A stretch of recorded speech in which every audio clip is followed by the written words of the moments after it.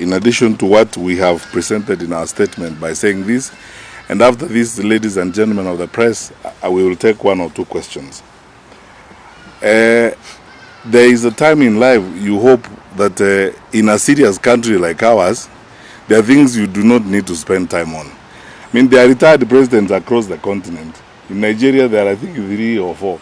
President Kikwete is here in Tanzania. In Botswana, there are quite a number. In Mozambique, there are quite a number.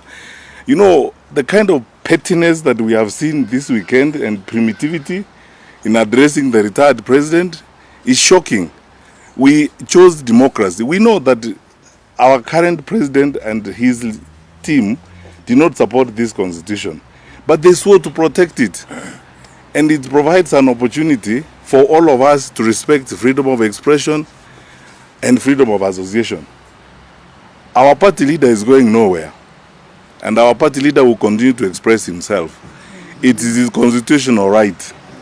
In fact, you can go ahead and do what you please, because the kind of behavior we have seen from elected leaders is shocking. We must uphold the decency of difference, that we can have differences, but we can be decent about it.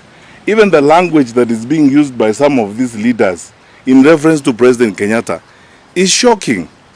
Even we ourselves as members of Jubilee, and we have said this before, and maybe because we are a party that has governed, we will not even allow and encourage our members to use that kind of language against President William Ruto, because it's indecent, it's unbecoming.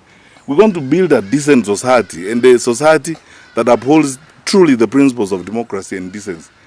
You know, the retired president makes one phone call, and the government screams the whole weekend. What kind of people are these? And you know, we are reading now, the Kenya National Bureau of Statistics, a public sector government agency, has told us clearly with data and statistics that 2/3 of the stories they have been telling us are just blatant lies. On a weekend when senior members of your party are announcing that they will not defend their seats on your party's ticket, when it is clearly displayed to the world that you are a sinking ship, would you be spending your time insulting your predecessors? It's amazing.